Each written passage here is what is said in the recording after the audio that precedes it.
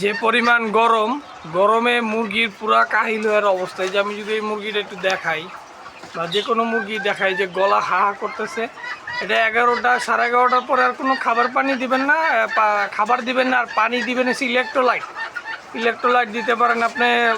Electrolyte তো অনেক রকমের আছে, হাইড্রোসল দিতে পারেন, হাইড্রোসল।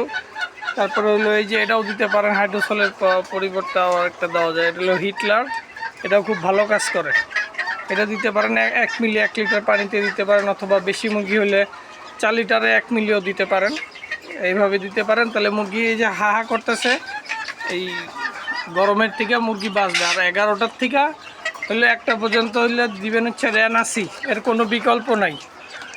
মুরগি সুস্থ রাখতে যখন গরম শুরু হয় তখন দিতে হবে রেনাসি, পরে অধিক মাত্রায় গরম পড়লে তখন দিতে হবে ইলেকট্রোলাইট।